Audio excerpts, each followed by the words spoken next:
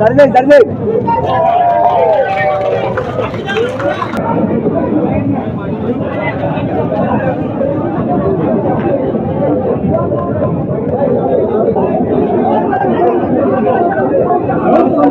বিভাগে প্রত্যেকটা উপজেলায় গ্রামীণ সড়ক যেটা এলজিডির আন্ডারে হয় সেটার জন্য প্রায় ৫,৩০০ কোটি টাকার একটা প্রকল্প এই সরকারের অনুমোদনের অপেক্ষায় আছে এবং এটি হলে সিলেট বিভাগের, শুধু সিলেট জেলা না, সিলেট বিভাগের গ্রামীণ রাস্তাঘাট উন্নয়নে একটা বিরাট অগ্রগতি হবে।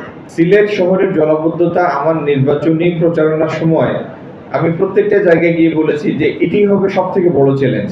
রাস্তাঘাট একটা করে ফেলা যায়, বিল্ডিং একটা বানানো যায়, কিন্তু কোনো জিনিসের ডিস্টরশন ঘটলে, বিকৃতি ঘটলে সেটাকে পূর্বাবস্থায় ফিরিয়ে নিয়ে আসা একটা বিরাট চ্যালেঞ্জিং কাজ।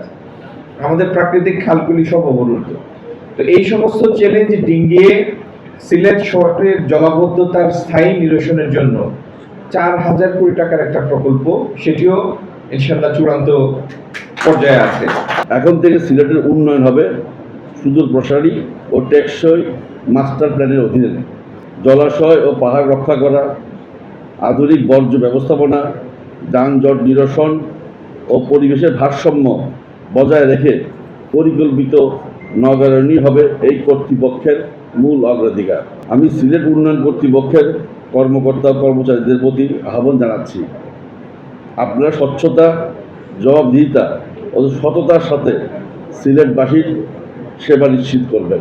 বাংলাদেশের কোর্টের এই বর্তমান আইনে এটা যে কোনো মামলা ফর নাথিং একটা রিট পিটিশন করে দেয় কোর্টে, এটা কোনো ভিত্তিহীন, কিন্তু এটার জন্য 1 বছর ঝুলিয়ে রাখে, 2 বছর ঝুলিয়ে রাখে।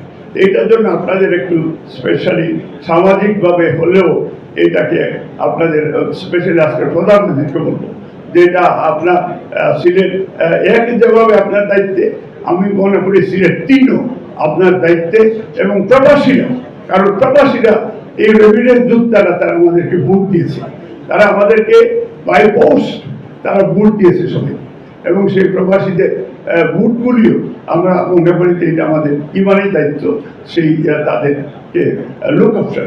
সিলেট উন্নয়ন কর্তৃপক্ষের আন্ডারে গোলাপগঞ্জকে নিয়ে নেওয়া হচ্ছে, ইতিমধ্যে আমাদের বাবিও বলেছেন।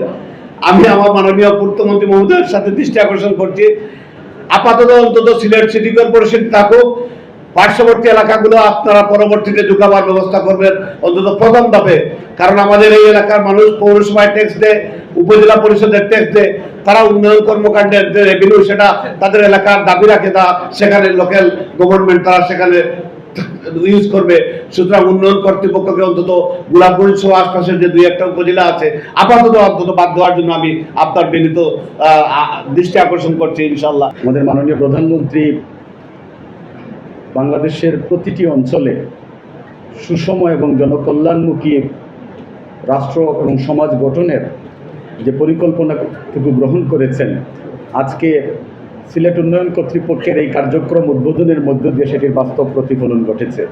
আমাদের বৈষম্যহীন বাংলাদেশ গড়ার ক্ষেত্রে আমাদের মাননীয় প্রধানমন্ত্রী যে কর্মসূচিগুলো ঘোষণা করেছেন, এবং বিশেষ করে এই সিলেটের উন্নয়নে এবং এই সিলেটকে বাসযোগ্য এবং আন্তর্জাতিক মানের একটি পর্যটন নগরী হিসাবে গড়ে তোলার যে যাত্রা শুরু হয়েছে, সেই যাত্রায় আমি আপনাদের সকলের সহযোগিতা চাই।